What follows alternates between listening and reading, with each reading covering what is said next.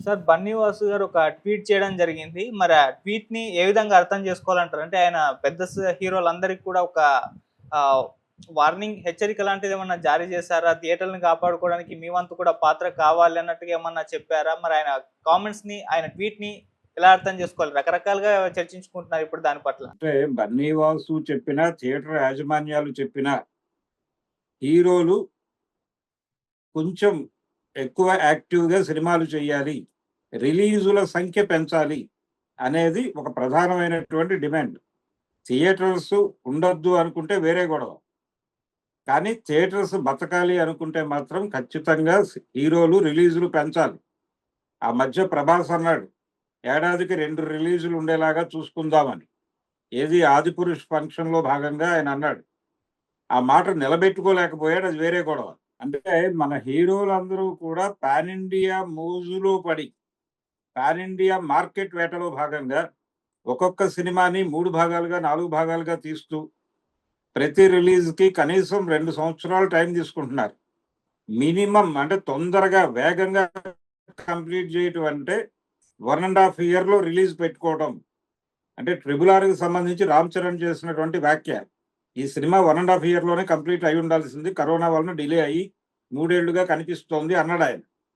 అంటే వేగంగా సినిమా చేస్తే సంవత్సరంన్నర పడుతుంది అనేది మనం అర్థం చేసుకుంటే, ఈ పాన్ ఇండియా ప్రాజెక్టుల్లోకి వెళ్ళినటువంటి హీరోలు ఏడాదిన్నరకి గాని ఒక డెలివరీ చేయలేరు. ఈ కండిషన్‌లో ఉంటే ఏం జరుగుతుంది? అక్కడ థియేటర్‌లకి సినిమాలు రావు.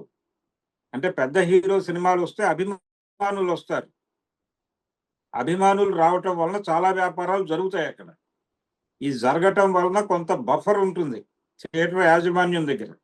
రెండోది, పెద్ద హీరోల సినిమాలేసి జనమొచ్చినప్పుడు మాకు పర్సెంటేజ్ ఇవ్వండి అని అడుగుతున్నారు వాళ్ళు. రెంటల్ పద్ధతి కాదు. పర్సెంటేజ్ ఇవ్వండి ఎంతో కొంత. అది 20% ఇస్తారా? 25% ఇస్తారా? అనేది నిర్ణయం తీసుకొని మాకు ఒక పర్సెంటేజ్ ఇస్తే దాన్ని మేము బఫర్ కింద పెట్టుకొని మిగిలిన కాలంలో గడుపుకుంటాం. అంటే స్టాఫ్ మెయింటెనెన్స్ ప్రోగ్రామ్ ఉంటుంది. సినిమాలు ఆడినా, ఆడకపోయినా వాళ్ళు స్టాఫ్‌కి జీతాలు ఇచ్చుకుని తీరాలి. ఆ జీతాలు కనీసం 3,00,000 నుంచి 4,00,000 వరకు వాళ్ళకి బర్డెన్ వస్తుంది ప్రతి స్క్రీన్ మీద. అంటే సింగిల్ స్క్రీన్స్‌కి కనీసం 4,00,000 ఈజీగా ఖర్చొస్తుంది. కరెంటు ఇవన్నీ కలిపి. అందుకని ఇది డెఫినిట్‌గా బర్డెనే. ఈ బర్డెన్ పూడ్చుకోవటానికి మాకు పెద్ద హీరోల సినిమాలు కనీసం 2 నెలలకొకసారి, 2 మంత్స్‌కి ఒక రిలీజ్ పెట్టినా చాలు. మేము ఆ బఫర్ పెట్టుకొని మిగిలిన రోజుల్లో కథను నడిపిస్తాం. లక్కీగా మధ్యలో 2, 3 చిన్న సినిమాలు ఆడేస్తే ఆ డబ్బులు మాకు బోనస్‌గా వస్తాయి అని బతిమాలుకుంటున్నారు సింగిల్ స్క్రీన్స్ వాళ్ళు. ఆ బతిమాలుకోవడాన్నే బన్నీ వాసు ఈరోజు చెప్పాడు. ఇది కేవలం చాంబరో లేకపోతే నిర్మాతలు, ఎగ్జిబిటర్స్‌తో కూర్చుని పరిష్కరించేటువంటి వ్యవహారం కాదు. హీరోలు కూడా ఈ సమస్యని పట్టించుకుని తాము చేసేటువంటి సినిమాల్లో ప్రతిదీ అంటే ఒక పాన్ ఇండియా ప్రాజెక్ట్ ఒప్పుకోండి.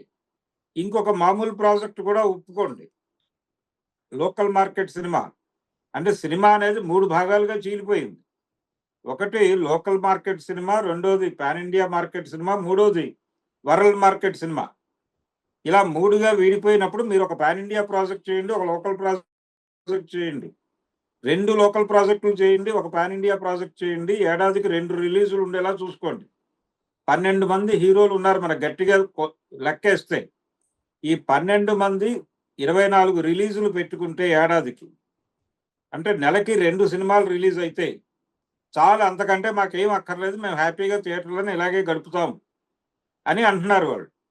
కాబట్టి వాళ్ళ భావాలను మీరు కూడా గుర్తించి, వాళ్ళ బాధలు గుర్తించి సింగిల్ స్క్రీన్స్ ఉండాలి. ఎందుకంటే మనం సెలబ్రేట్ చేసుకునేది అక్కడే.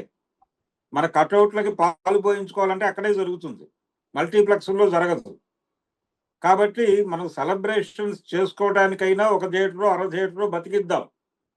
ఆ బతికించటానికి మీరు కొంచెం పుష్ చేసి సినిమాలు ఎక్కువ పెట్టుకోండి. ఎక్కువ రిలీజులు చేయండి అని అడుగుతున్నారు. ఒకప్పుడు ఎలా ఉండేది పెద్ద హీరోల సినిమాలు అంటే వారానికి కనీసం 2 పెద్ద హీరోల సినిమాలు వారానికే.